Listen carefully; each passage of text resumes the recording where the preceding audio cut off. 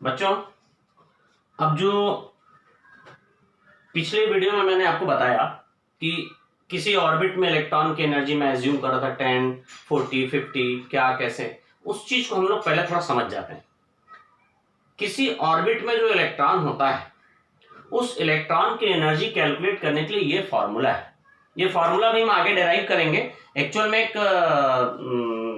Topic है quantum numbers, बहुत ही important topic है।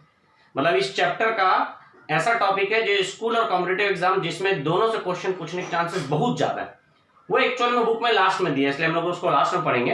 तो उस समय हम लोग इस फॉर्मूले को डिराइव करेंगे, ठीक है।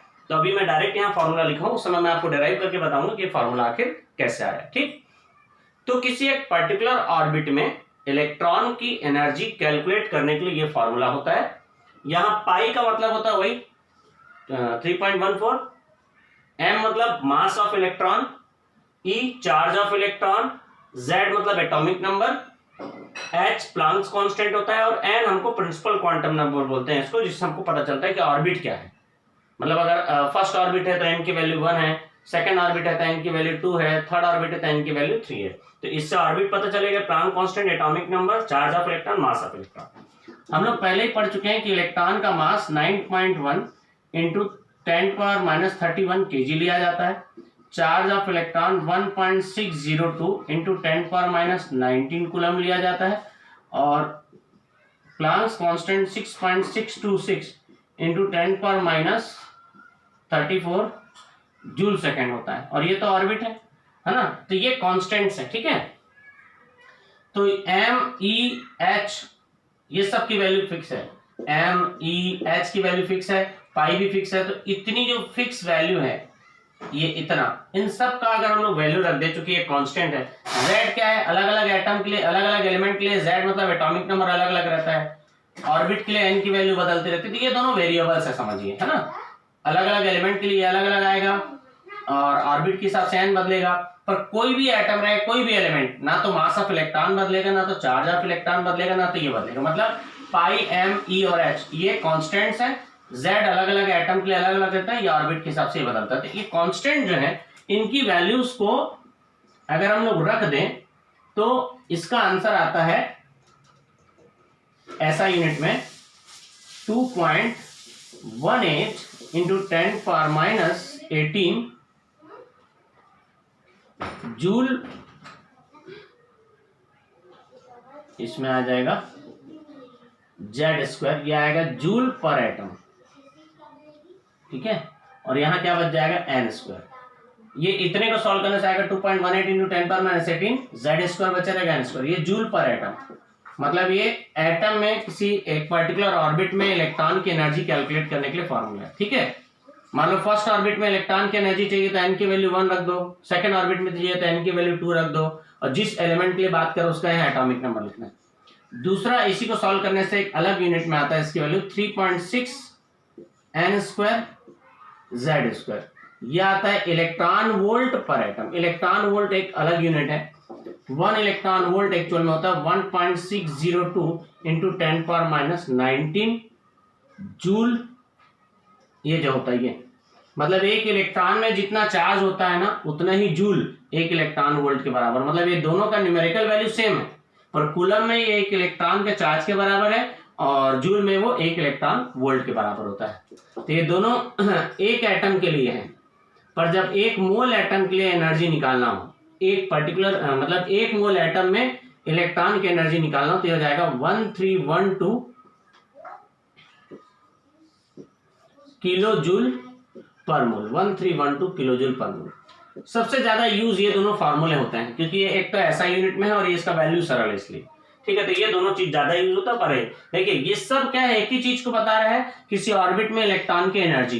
पर ये दोनों एक एटम के लिए है पर एटम, और ये एक मोल एटम के लिए है, ठीक है। ये दोनों पर एटम के लिए है और ये एक मोल एटम के लिए। ये दोनों जब पर एटम के लिए, तो अंतर क्या है, इसका यूनिट जूल है, इसका यूनिट इलेक्ट्रॉन वोल्ट है, और इलेक्ट्रॉन वोल्ट और जूल के बीच ये रिलेशन है, ठीक। हम लोग फिलहाल अभी इसको यूज करेंगे क्योंकि ये सरल पड़ता है हमको, ठीक है। अब समझिए यहाँ कुछ काम की बात। यहां सब कांस्टेंट लिख दिया मैं, 9.1 इंटू 10⁻31 kg कूलम, ये सब लिख दिया।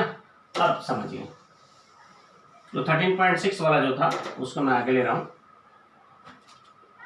ये हो गया ऑर्बिट, ठीक है, और ये हो गया n की वैल्यू, और ये एनर्जी।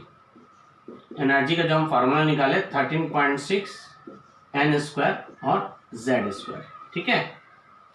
अगर हम लोग बोले for hydrogen atom, hydrogen atom के लिए z की वैल्यू क्या होती है? 1 होती है, ठीक है। तो z की वैल्यू 1 हो जाएगी, तो ये फॉर्मूला कैसे हो जाएगा? z² मतलब ये सॉल्व किए 13.6 n² z² फार्मूला है ना। अगर हम लोग इसको हाइड्रोजन एटम के लिए बोलेंगे तो 13.6 n² 1² मतलब 1 हो जाएगा, तो अपना आंसर क्या आ जाएगा? 13.6 n²। इलेक्ट्रॉन वोल्ट पर एटम, मतलब ये जो फॉर्मूला उसका ये फॉर्म हो जाएगा, ठीक है। तो मैं इसी फॉर्म में लिख दे रहा हूँ इसको, इलेक्ट्रॉन वोल्ट पर एटम। ये किसके लिए है? हाइड्रोजन एटम के लिए, ठीक।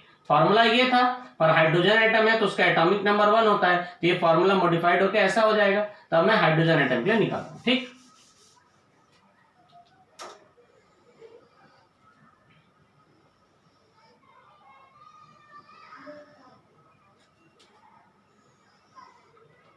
अगर मैं फर्स्ट ऑर्बिट की बात करूं, सेकेंड ऑर्बिट की बात करूं, थर्ड ऑर्बिट की बात करूं, फोर्थ ऑर्बिट की बात करूं, तो फर्स्ट ऑर्बिट के लिए n की वैल्यू 1 होती है, सेकेंड ऑर्बिट के लिए n की वैल्यू 2, थर्ड ऑर्बिट के n की वैल्यू 3 और फोर्थ ऑर्बिट के लिए n की वैल्यू, मतलब n की वैल्यू से क्या पता चलता है? इलेक्ट्रॉन कौन से ऑर्बिट में है।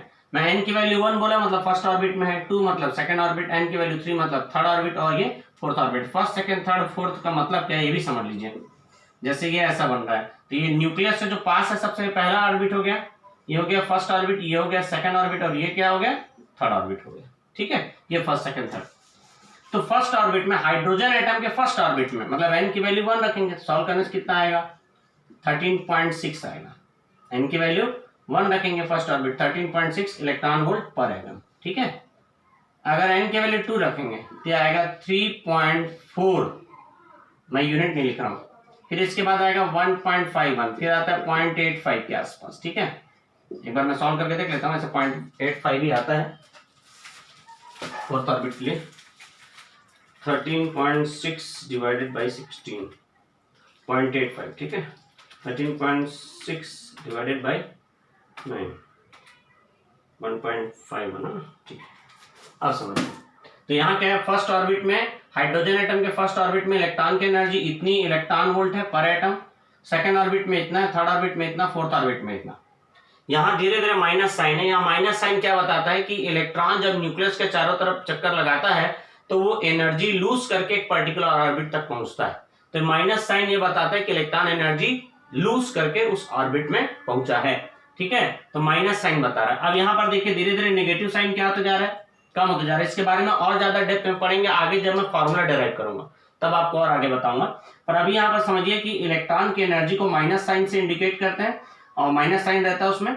और धीरे धीरे देख रहे हैं कि जैसे जैसे ऑर्बिट बड़ा होते जा रहा है, फर्स्ट से सेकंड बड़ा है, सेकंड से बड़ा थर्ड है, थर्ड से बड़ा फोर्थ है, तो जैसे जैसे ऑर्बिट बड़ा होते जा रहा है इनके बीच जो धीरे धीरे निगेटिव वैल्यू कम होते जा रही है। पहले निगेटिव वैल्यू इतनी थी, फिर इतनी थी, फिर इतनी थी, फिर इतनी थी, मतलब निगेटिव वैल्यू कम हो रही है, मतलब एक्चुअल में एनर्जी की वैल्यू बढ़ रही है। निगेटिव वैल्यू कम होगी, सबसे बड़ी वैल्यू ये हुई कि नहीं। इसका मतलब ये हुआ कि जैसे जैसे ऑर्बिट बड़ा होते जाएगा इलेक्ट्रॉन की एनर्जी बढ़ते जाएगी। आप गौर कीजिए, मैं फर्स्ट ऑर्बिट की एनर्जी 10 जूल लिखा था, फिर 40 जूल लिखा था, फिर 50 जूल, मतलब एनर्जी बढ़ रही है ऐसा बताया था। बस वही चीज है कि जैसे जैसे ऑर्बिट बड़ा होता जाएगा ऑर्बिट की और इलेक्ट्रॉन की जो एनर्जी रहती है वो बढ़ते जाती है। फर्स्ट ऑर्बिट में इलेक्ट्रॉन की एनर्जी -13.6 है, फिर 3.4 है, तो इसकी न्यूमेरिकल वैल्यू निगेटिव है। तो निगेटिव में तो जो छोटा रहता है वही बड़ा है, तो इससे ज्यादा ये हो गया, इससे ज्यादा ये हो गया, इससे ज्यादा ये हो गया। मतलब जैसे जैसे ऑर्बिट बड़ा होता जाता है इलेक्ट्रॉन की एनर्जी की निगेटिव वैल्यू कम होती जाती है, मतलब इलेक्ट्रॉन की एनर्जी एक्चुअल में बढ़ती जाती है। इससे भी ज्यादा इंपॉर्टेंट एक बात, अगर आप टेबल को गौर से देखेंगे तो आपको पता चलेगा कि पहले और दूसरे के बीच लगभग 10 इलेक्ट्रॉन वोल्ट का गैप है, दूसरे और तीसरे के बीच लगभग 1.5 का गैप है, 1.9 का गैप है, और इनके बीच लगभग 0.7 का गैप। इसका मतलब ये होगा कि जैसे जैसे ऑर्बिट बड़े होते जाते हैं दो ऑर्बिट के बीच का एनर्जी गैप कम होता जाता है, इसमें और कम और कम और कम। क्लियर है? ये दोनों बहुत इंपॉर्टेंट पॉइंट है। पहली बात क्या, जैसे जैसे ऑर्बिट बड़ा होता जाता है इलेक्ट्रॉन की एनर्जी की निगेटिव वैल्यू कम होती है, मतलब इलेक्ट्रॉन की एनर्जी बढ़ती है। दूसरी बात यह कि जैसे जैसे ऑर्बिट बड़ा होता जाता है दो ऑर्बिट के बीच का एनर्जी गैप कम होता जाता है। बहुत इंपॉर्टेंट पॉइंट है कि जैसे जैसे ऑर्बिट बड़ा होता जाता है दो सब्सिक्वेंट ऑर्बिट के बीच का एनर्जी गैप कम होता जाता है। पहले के बीच लगभग देख रहे हैं आप 10 है, फिर यहाँ थोड़ा कम। ये पर्टिकुलर हम किसके बारे में बात कर रहे हैं, हाइड्रोजन एटम की बात करें। ये जो गैपिंग मैं लिख रहा हूं हाइड्रोजन एटम के लिए, दूसरे एटम के लिए लॉजिक यही रहेगा पर ये वैल्यूज अलग अलग हो जाएंगी। मतलब हर एटम में ये है कि जैसे जैसे ऑर्बिट बड़ा होता जाएगा इलेक्ट्रॉन, हर एटम के लिए ये बात सही है कि जैसे जैसे ऑर्बिट बड़ा होता जाएगा इलेक्ट्रॉन की एनर्जी की नेगेटिव वैल्यू कम होते जाएगी, मतलब इलेक्ट्रॉन की एनर्जी बढ़ती जाएगी और हर सब्सिक्वेंट ऑर्बिट के बीच का एनर्जी गैप कम होता जाएगा, जैसे यहां पर आपको देखने को मिल रहा है। ठीक है, तो ये मैंने आपको फॉर्मूला और इसके बारे में बता दिया। अब आगे हम लोग फॉर्मूला डिराइव करेंगे कि एक ऑर्बिट से दूसरे ऑर्बिट में इलेक्ट्रॉन जाएगा तो उसके लिए कितनी एनर्जी लगेगी, ये कैसे कैलकुलेट करेंगे, और वेवलेंथ और फ्रीक्वेंसी से रिलेटेड फॉर्मूले नेक्स्ट वीडियो में मैं आपको बताता हूं। चलिए देखते हैं नेक्स्ट वीडियो में।